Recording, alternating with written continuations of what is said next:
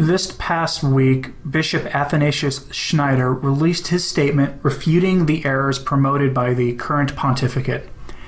In that document, he referenced the encyclical Humanum Genus, which was Pope Leo XIII's condemnation of Masonry.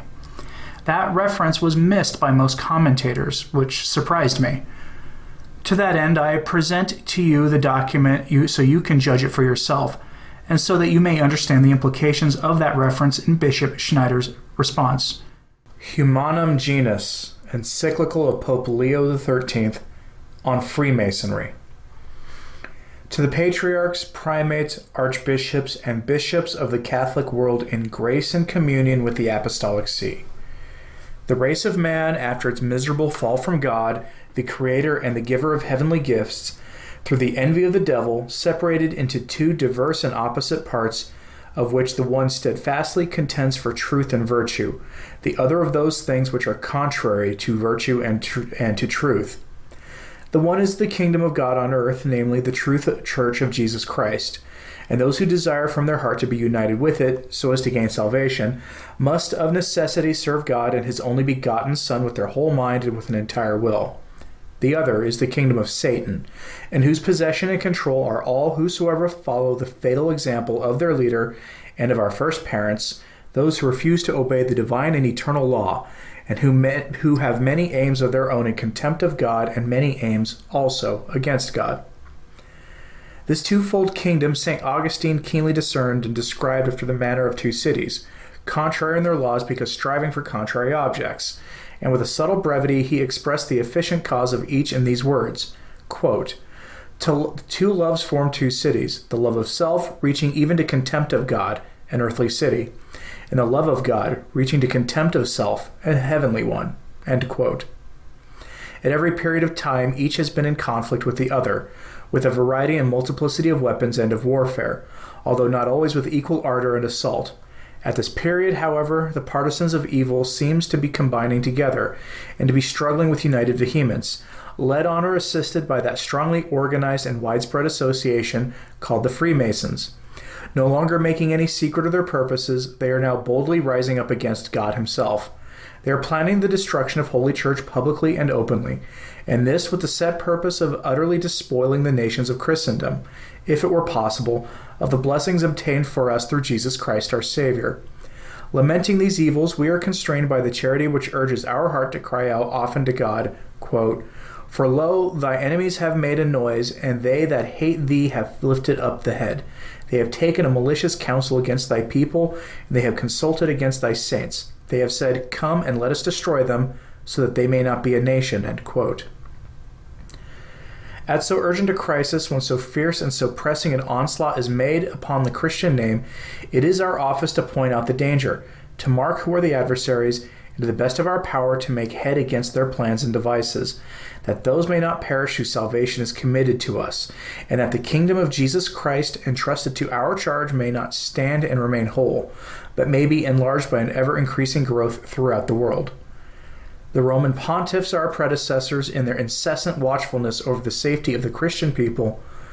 were prompt in detecting the presence and the purpose of this capital enemy immediately it sprang into the light, instead of hiding as a dark conspiracy. And moreover, they took occasion with true foresight to give, as it were, on their guard, and not allow themselves to be caught by the devices and snares laid out to deceive them.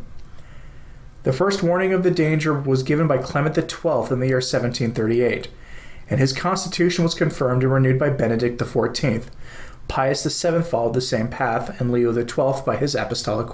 constitution, Quo Graviora, put together the acts and decrees of former pontiffs on this subject, and ratified and confirmed them forever. In the same sense spoke Pius VIII, Gregory XVI, and, many times over, Pius IX. For as soon as the constitution and the spirit of the Masonic sect were clearly discovered by manifest signs of its actions, by the investigation of its causes, by publication of its laws, and of its rites and commentaries, with the addition often of the personal testimony of those who were in the secret, this apostolic see denounced the sect of the Freemasons and publicly declared its constitution as contrary to law and right, to be pernicious no less in Christendom than to the state. and to forbid anyone to enter the society, under the penalties which the Church is wont to inflict upon exceptionally guilty persons. The sectaries, indignant of this, thinking to elude or to weaken the force of these decrees, partly by contempt of them, and partly by calumny, accused the sovereign pontiffs who had passed them either of exceeding the bounds of moderation in their decrees, or of decreeing what was not just. This was the manner in which they endeavored to elude the authority and the weight of the apostolic constitutions of Clement XII and Benedict XIV, as well as of Pius VII and Pius IX.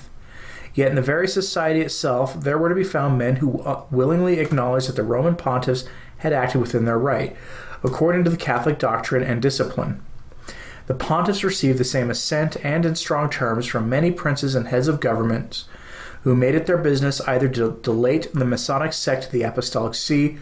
or of their own accord by special enactments to brand it as pernicious, as for example in Holland, Austria, Switzerland, Spain, Bavaria, Savoy, and other parts of Italy. But what is of highest importance, the course of events has demonstrated the prudence of our predecessors, for their provident and paternal solicitude had not always and everywhere the result desired.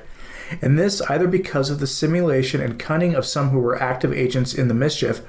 or else of the thoughtless levity of the rest who ought in their own interest to have given to the matters their diligent attention.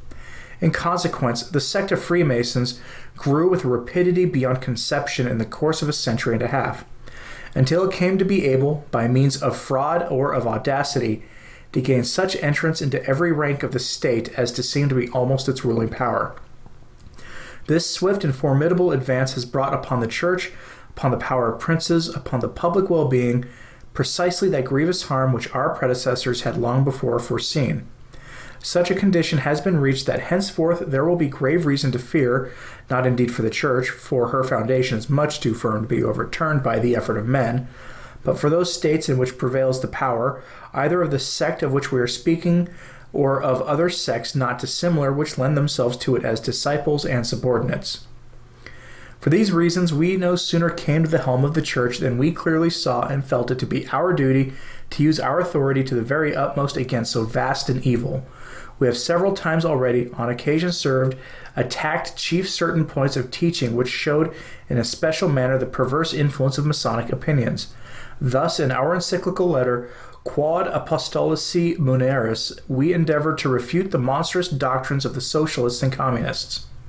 Afterwards, in another beginning, Arcanum, we took pains to defend and explain the true and genuine ideal of domestic life,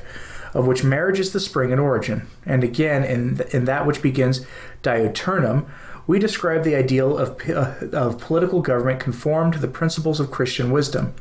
which is marvelously in harmony, on the one hand, with the natural order of things, and in the other, with the well-being of both sovereign princes and of nations. It is now our intention, following the example of our predecessors, directly to treat of the Masonic Society itself,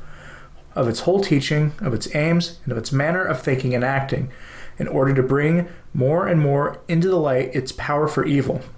and to do what we can to arrest the contagion of this fatal plague. There are several organized bodies which, though differing in name, in ceremonial, in form, and origin, are nevertheless so bound together by community of purpose and by the similarity of their main opinions as to make in fact one thing with the sect of the Freemasons, which is a kind of center whence they all go forth and whither they all return. Now, these no longer show a desire to remain concealed, for they hold their meetings in the daylight and before the public eye, and publish their own newspaper organs. And yet, when thoroughly understood, they are still found to still retain the nature and the habits of secret societies. There are many things like mysteries which it is the fixed rule to hide with extreme care, not only from strangers, but from very many members also, such as their secret and final designs, the names of the chief leaders, and certain secret and inner meetings, as well as their decisions and the ways and means of carrying them out. This is, no doubt, the object of the manifold difference among the members as to right, office, and privilege, of the received distinction of orders and grades, and of that severe discipline which is maintained.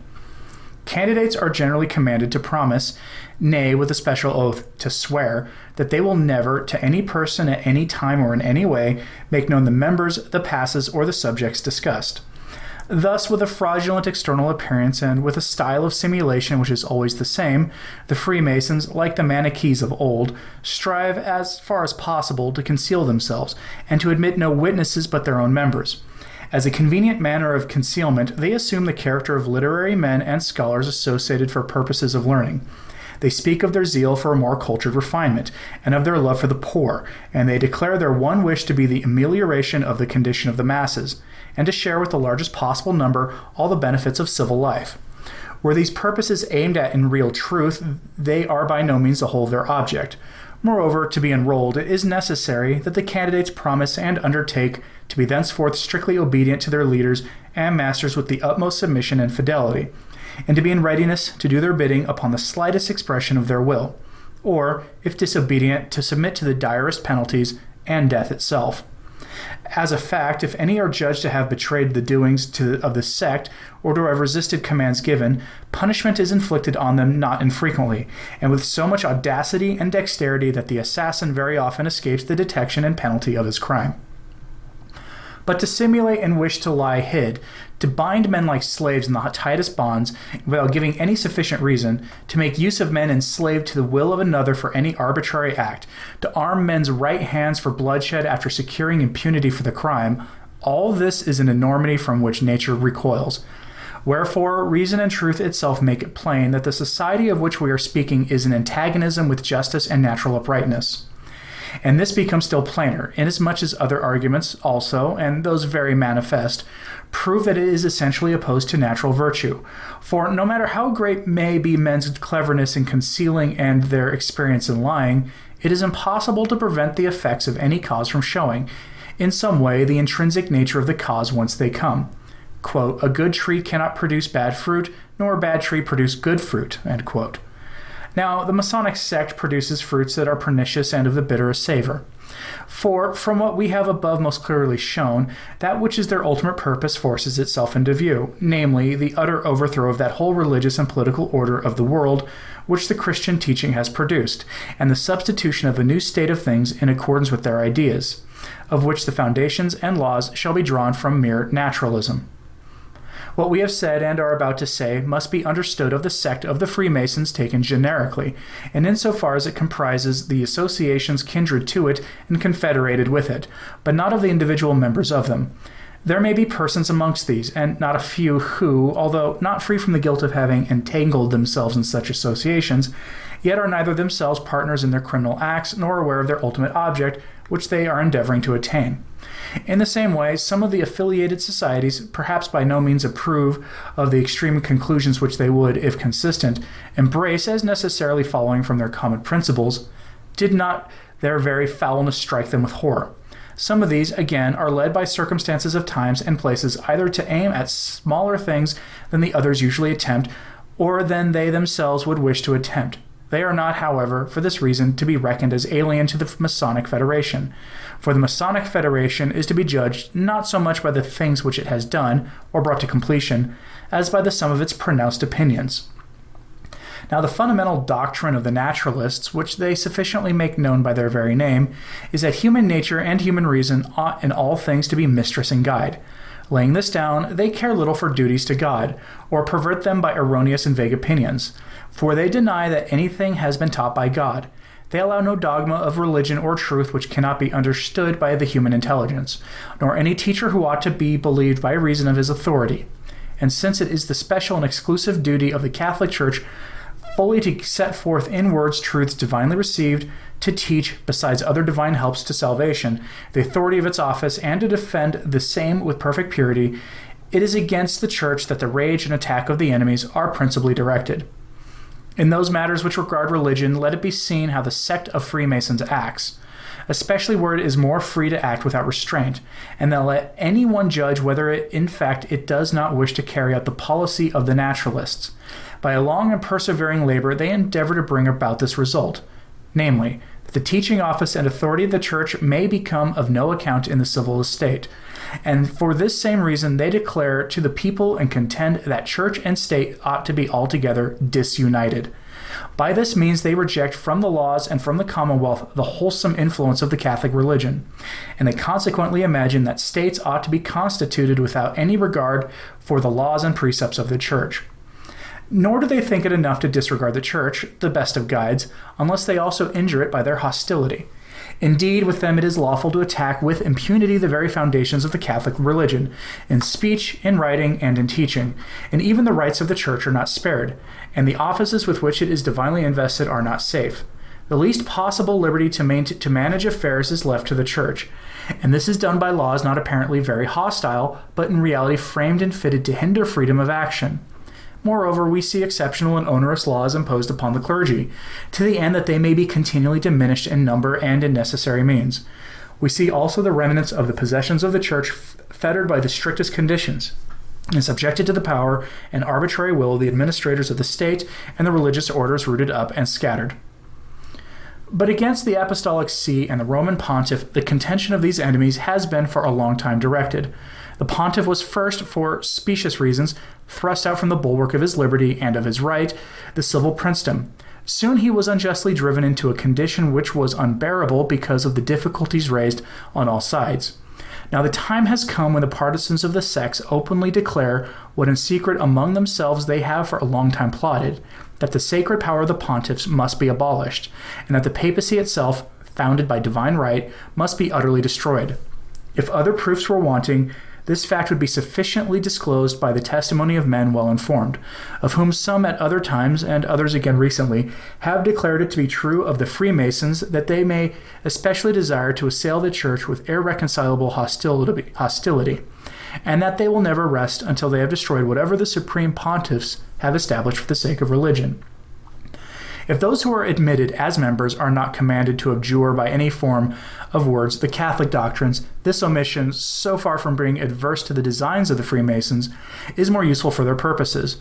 First, in this way, they easily deceive the simple-minded and the heedless, and can induce a far greater number to become members. Again, as all who offer themselves are received whatever may be their form of religion, they thereby teach the great error of this age, that a regard for religion should be held as an indifferent matter, and that all religions are alike. This manner of reasoning is calculated to bring about the ruin of all forms of religion, and especially of the Catholic religion, which, as it is the only one that is true, cannot, without great injustice, be regarded as merely equal to other religions. But the naturalists go much further. For, having in the highest things entered upon a wholly erroneous course, they are carried headlong to extremes, either by reason of the weakness of human nature, or because God inflicts upon them the just punishment of their pride. Hence it happens that they no longer consider as certain and permanent those things which are fully understood by the natural light of reason, such as certainly are the existence of God, the immaterial nature of the human soul, and its immortality. The sect of the Freemasons, by a similar course of error, is exposed to these same dangers, for although in a general way they may profess the existence of God, they themselves are witnesses that they do not all maintain this truth with the full assent of the mind or with a firm conviction. Neither do they conceal that this question about God is the greatest source and cause of discord among them. In fact, it is certain that a considerable contention about this same subject has existed among them very lately. But indeed, the sect allows great liberty to its votaries, so that each side is given the right to defend its own opinion, either that there is a God or there is none. And those who obstinately contend that there is no God are as easily initiated as those who contend that God exists, though, like the pantheists, they have false notions concerning him, all which is nothing else than taking away the reality while retaining some absurd representation of the divine nature. When this greatest fundamental truth has been overturned or weakened, it follows that those truths also, which are known by the teaching of nature, must begin to fall. Namely, that all things were made by the free will of God, the Creator, that the world is governed by providence, that souls do not die, that to this life of men upon the earth there will succeed another and an everlasting life. When these truths are done away with, which are as the principles of nature and important for knowledge and for practical use, it is easy to see that what will become of both public and private morality. We say nothing of those more heavenly virtues, which no one can exercise or even acquire without a special gift and grace of God, of which necessarily no trace can be found in those who reject as unknown the redemption of mankind, the grace of God, the sacraments, and the happiness to be obtained in heaven. We speak now of the duties which have their origin in natural probity,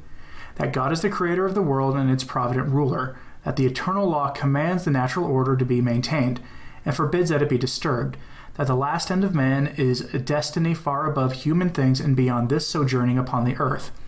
These are the sources and these are the principles of all justice and morality. If these be taken away, as the naturalists and Freemasons desire, there will immediately be no knowledge as to what constitutes justice and injustice, or upon what principle morality is founded. And, in truth, the teaching of morality which alone finds favor with the sect of Freemasons, and which they contend that youth should be instructed, is that which they call civil and independent and free, namely, that which does not contain any religious belief. But how insufficient such teaching is, how wanting in soundness, and how easily moved by every impulse of passion is sufficiently proved by its sad fruits, which have already begun to appear.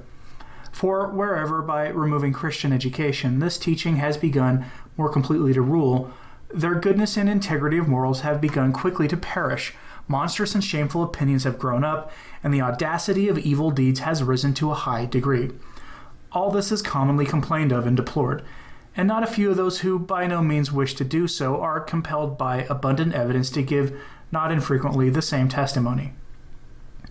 Moreover, human nature was stained by original sin, and is therefore more disposed to vice than to virtue. For a virtuous life it is absolutely necessary to restrain the disorderly movements of the soul, and to make the passions obedient to reason. In this conflict human things must very often be despised, and the greatest labors and hardships must be undergone, in order that reason may always hold its sway. But the naturalists and Freemasons, having no faith in those things which we have learned by the revelation of God, deny that our first parents sinned, and consequently think that free will is not at all weakened and inclined to evil. On the contrary, exaggerating rather the power and the excellence of nature, and placing therein alone the principle and rule of justice, they cannot even imagine that there is any need at all of a constant struggle and a perfect steadfastness to overcome the violence and rule of our passions. Wherefore we see that men are publicly tempted by the many allurements of pleasure, that there are journals and pamphlets with neither moderation nor shame, that stage plays are remarkable for license, that designs for works of art are shamelessly sought in the laws of so-called verism, that the contrivances of a soft and delicate life are most carefully devised, and that all the blandishments of pleasure are diligently sought out by which virtue may be lulled to sleep. Wickedly also, but at the same time quite consistently, do those act who do away with the expectation of the joys of heaven, and bring down all happiness to the level of mortality, and as it were sink it in the earth. Of what we have said the following fact, astonishing not so much in itself as in its open expression, may serve as a confirmation. For since generally no one is accustomed to obey crafty and clever men so submissively as those whose soul is weakened and broken down by the domination of the passions, there have been in the sect of the Freemasons some who have plainly determined and proposed that, artfully and of set purpose, the multitude should be satiated with a boundless license of vice, as, when this had been done, it would easily come under the power and authority for any acts of daring. What refers to domestic life in the teaching of the naturalists is almost all contained in the following declarations: that marriage belongs to the genus of commercial contracts, which can rightly be revoked by the will of those who made them, and that the civil rulers of the state have power over the matrimonial bond, that in the education of youth nothing is to be taught in the matter of religion as of certain and fixed opinion, and each one must be left at the liberty to follow, when he comes of age, whatever he may prefer. To these things the Freemasons fully assent, and not only assent, but have long endeavored to make them into a law and institution. For in many countries, and those nominally Catholic, it is enacted that no marriages shall be considered lawful except those contracted by the civil right. In other places the law permits divorce, and in others every effort is used to make it lawful as soon as may be. Thus the time is quickly coming when marriages will be turned into another kind of contract, that is, into changeable and uncertain unions which fancy may join together, and which the same, when change, may disunite. With the greatest unanimity, this sect of the Freemasons also endeavors to take to itself the education of youth. They think that they can easily mold to their opinions that soft and pliant age, and bend it whither they will, and that nothing can be more fitted than this to enable them to bring up the youth of the state after their own plan. Therefore, in the education and instruction of children, they allow no share, either of teaching or of discipline, to the ministers of the church. And in many places they have procured that the education of youth shall be exclusively in the hands of laymen, that nothing which treats of the most important and most holy duties of men to God shall be introduced into the instructions on morals. Then come their doctrine of politics, in which the naturalists lay down that all men have the same right, and are in every respect of equal and like condition, that each one is naturally free, that no one has the right to command another, that it is an act of violence to require men to obey any authority other than which is obtained from themselves. According to this, therefore, all things belong to the free people, powers held by the command or permission of the people, so that when the popular will changes, rulers may lawfully be deposed, and the source of all rights and civil duties is either in the multitude or in the governing authority, when this is constituted according to the latest doctrines. It is also held that the state should be without God, that in various forms of religion there is no reason why one should have precedence of another, and that they are all to occupy the same place. That these doctrines are equally acceptable to the Freemasons, and that they would wish to constitute states according to these examples and model, is too well known to require proof. For some time past they have openly endeavored to bring this about with all their strength and resources, and in this they are prepared the way for not a few bolder men who are hurrying or even to worsen things, in their endeavor to obtain equality and community of all goods by the destruction of every distinction of rank and property. What therefore sect of the Freemasons is, and what course it pursues, appears sufficiently from the summary we have briefly given. Their chief dogmas are so greatly and manifestly at variance with reason that nothing can be more perverse. To wish to destroy the religion and the church which God himself has established, and whose perpetuity he ensures by his protection, and to bring back after a lapse of 18 centuries the manners and customs of the pagans, is signal folly and audacious impiety.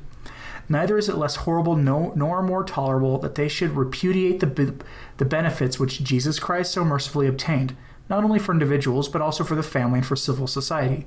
Benefits which, even according to the judgment and testimony of enemies of Christianity, are very great.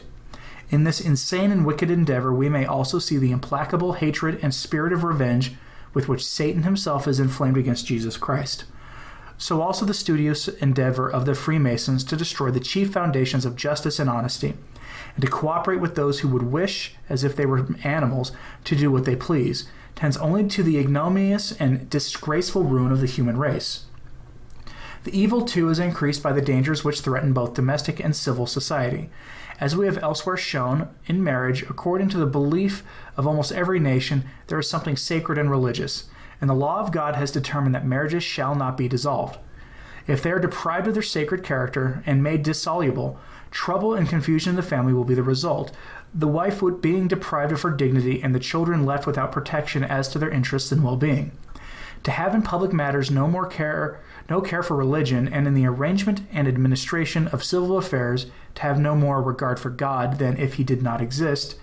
is a rashness unknown to the very pagans, for in their heart and soul the notion of a divinity and the need of public religion were so firmly fixed that they would have thought it much easier to have city without foundation than a city without God. Human society, indeed, for which by nature we are formed, has been constituted by God, the author of nature, and from him, as from their principal source, flow in all the strength and permanence the countless benefits from which society abounds. As we are each of us admonished by the very voice of nature to worship God in piety and holiness, as the giver unto us of life and of all that is good therein, so also and for the same reason, nations and states are bound to worship him. And therefore it is clear that those who would absolve society from all religious duty act not only unjustly, but also with ignorance and folly.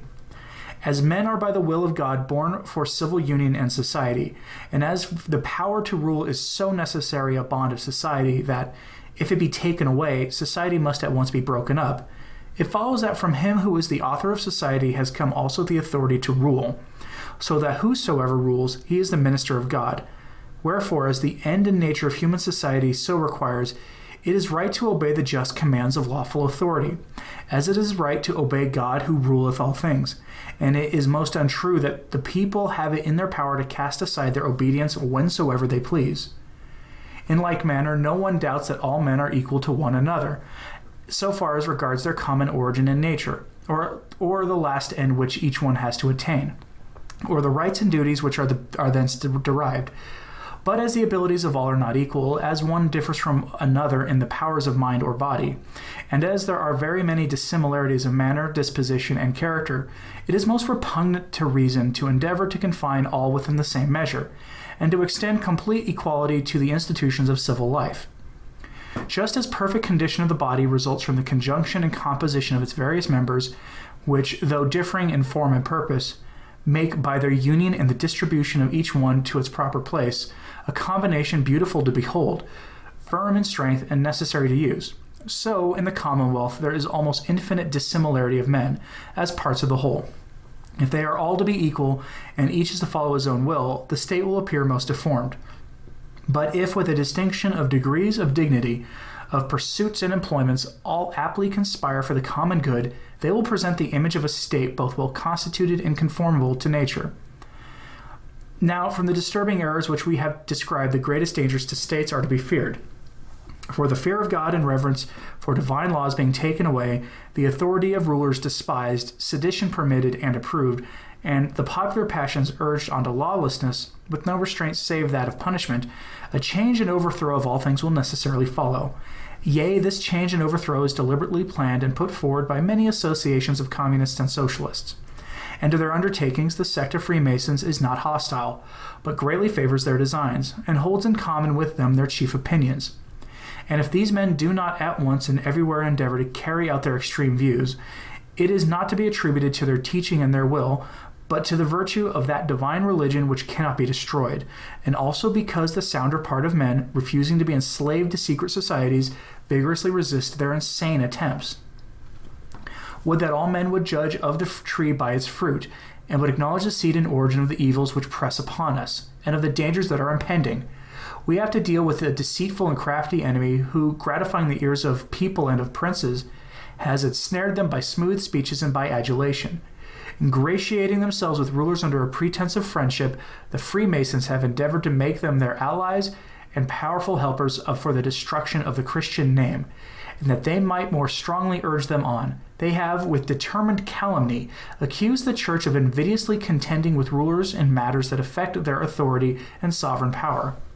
Having by these artifices ensured their own safety and audacity, they have begun to exercise great weight in the government of states. But nevertheless, they are prepared to shake the foundation of empires, to harass the rulers of the state, to accuse and to cast them out, as often as they appear to govern otherwise than they themselves would have wished.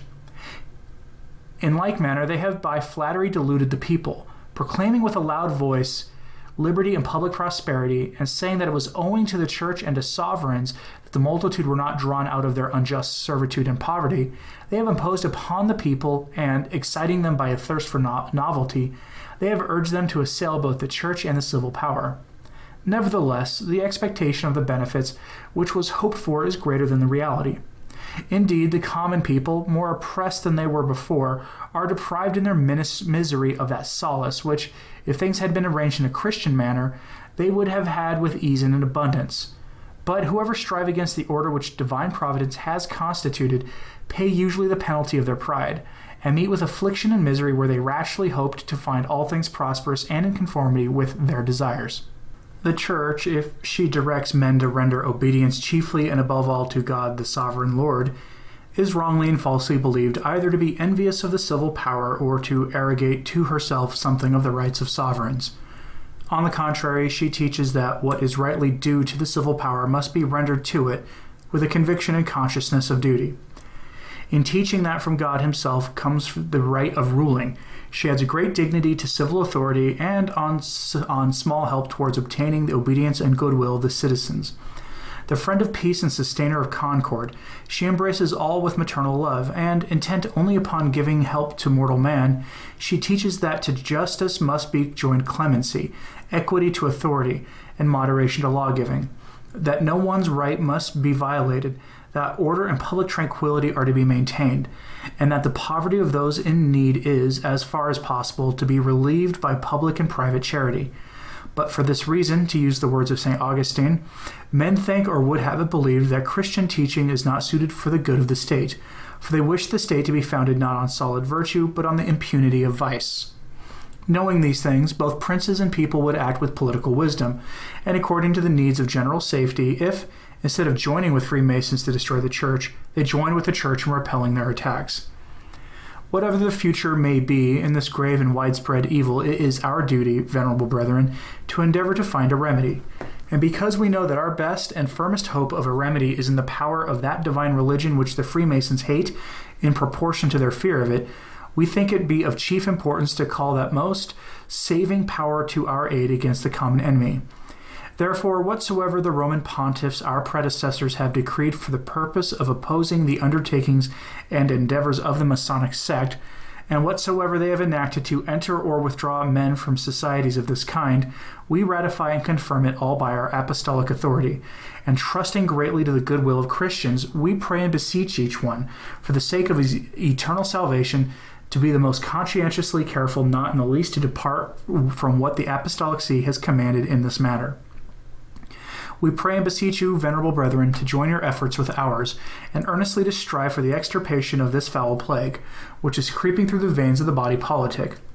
You have to defend the glory of God and the salvation of your neighbor, and with the object of your strife before you, neither courage nor strength will be wanting. It will be for your prudence to judge by what means you can best overcome the difficulties and obstacles you meet with. But as it befits the authority of our office that we ourselves should point out some suitable way of proceeding, we wish it to be your first rule of all to tear away the mask from Freemasonry, and let it be seen as it really is, and by sermons and pastoral letters to instruct the people as to the artifices used by societies of this kind in seducing men and enticing them into their ranks, and as to the depravity of their opinions and the wickedness of their acts. As our predecessors have many times repeated, let no man think that he may for any reason whatsoever join the Masonic sect, if he values his Catholic name and his eternal salvation as he ought to value them. Let no one be deceived by a pretense of honesty. It may seem to some that Freemasons demand nothing that is openly contrary to religion and morality. But as the whole principle and object of the sect lies in what is vicious and criminal, to join with these men or in any way to help them cannot be lawful. Further, by assiduous teaching and exhortation, the multitude must be drawn to learn diligently the precepts of religion, for which purpose we earnestly advise that by opportune writings and sermons they may be taught the elements of those sacred truths in which Christian philosophy is contained. The result of this will be that the minds of men will be made sound by instruction and will be protected against many forms of error and inducements to wickedness, especially in the present unbounded freedom of writing and insatiable eagerness for learning. Great indeed is the work, but in it the clergy will share your labors, if through your care they are fitted for it by learning and a well-turned life. This good and great work requires to be helped also by the industry of those amongst the laity in whom a love of religion and of country is joined to learning and goodness of life. By uniting the efforts of both clergy and laity, strive, venerable brethren, to make men thoroughly know and love the Church. For the greater their knowledge and love of the Church, the more they will be turned away from clandestine societies. Wherefore, not without cause, do we use this occasion to state again what we have stated elsewhere, namely, that the Third Order of St. Francis, whose discipline we a little while ago prudently mitigated, should be studiously promoted and sustained. For the whole object of this order, as constituted by its founder, is to invite men to an imitation of Jesus Christ, to a love of the Church, and to the observance of all Christian virtues. And therefore it ought to be of great influence in suppressing the contagion of wicked societies. Let therefore this holy sodality be strengthened by a daily increase. Amongst the many benefits to be expected from it will be the great benefit of drawing the minds of men to liberty, fraternity, and equality of right. Not such as the Freemasons absurdly imagine, but such as Jesus Christ obtained for the human race and St. Francis aspired to. The liberty, we mean, of sons of God, through which we may be free from slavery to Satan or to our passions, both of them most wicked masters, the fraternity whose origin is in God, the common creator and father of all, the equality which, founded on justice and charity, does not take away all distinctions among men, but, of the varieties of life, of duties, and of pursuits, forms that union and that harmony which naturally tend to the benefit and dignity of society. In the third place, there is a matter wisely instituted by our forefathers, but in course of time laid aside, which may now be used as a pattern and form of something similar. We mean the associations of guilds of workmen for the protection under the guidance of religion, both of their temporal interests and of their morality. If our ancestors, by long use and experience, felt the benefit of these guilds, our age perhaps will feel it the more by reason of the opportunity which they will give of crushing the power of the sects. Those who support themselves by the labor of their hands, besides being, by their very condition, most worthy above all others of charity and consolation, are also especially exposed to the allurements of men whose ways lie in fraud and deceit. Therefore, they ought to be helped with the greatest possible kindness, and to be invited to join associations that are good,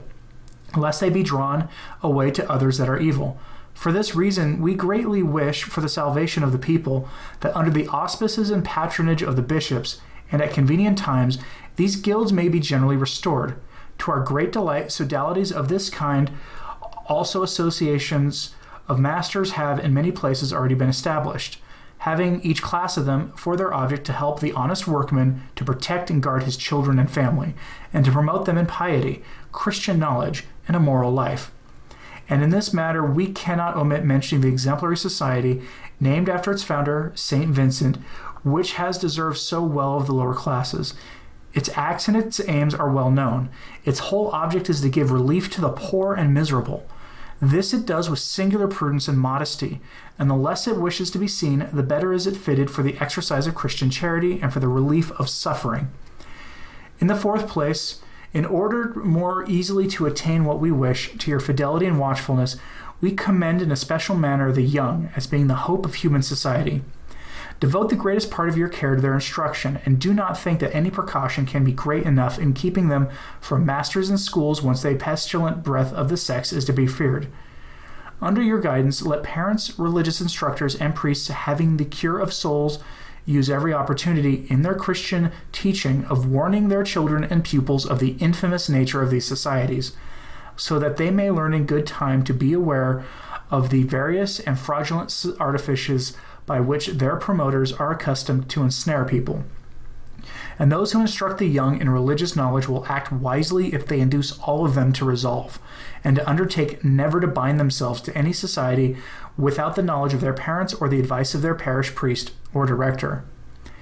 We well know, however, that our united labors will by no means suffice to pluck up these pernicious seeds from the Lord's field, unless the heavenly master of the vineyard shall mercifully help us in our endeavors. We must therefore, with great and anxious care, implore of him the help which the greatness of the danger and of the need requires. The sect of the Freemasons shows itself insolent and proud of its success, and seems as if it would put no bounds to its pertinacity. Its followers, joined together by a wicked compact and by secret counsels, give help one to another, to excite one another to an audacity of all evil things. For vehement and attack demands an equal defense, namely, that all good men should form the widest possible association of action and of prayer. We beseech them, therefore, with united hearts, to stand together and unmoved against the advancing force of the sects, and in mourning and supplication to stretch out their hands to God, praying that the Christian name may flourish and prosper, that the Church may enjoy its needed liberty, that those who have gone astray may return to a right mind, and that error at length may give place to truth, and virtue and vice to virtue. Let us take our helper and intercessor, the Virgin Mary, Mother of God, so that she who from the moment of her conception overcame Satan may show her power over these evil sects, in which is revived the contumacious spirit of the demon, together with his unsubdued perfidy and deceit. Let us beseech Michael, the prince of the heavenly angels, who drove out the infernal foe, and Joseph, the spouse of the Most Holy Virgin, and heavenly patron of the Catholic Church, and the great apostles, Peter and Paul, the fathers and victorious champions of the Christian faith. By their patronage and by perseverance in united prayer, we hope that God will mercifully and opportune succor the human race, which is encompassed by so many dangers. As a pledge of heavenly gifts and of our benevolence, we lovingly grant in the Lord to you, venerable brethren, and to the clergy and all the people committed to your watchful care, our apostolic benediction. Given at St. Peter's in Rome, the 20th day of April, 1884, the 6th year of our pontificate, Leo the 13th. Thank you for listening and for your continued support of this channel.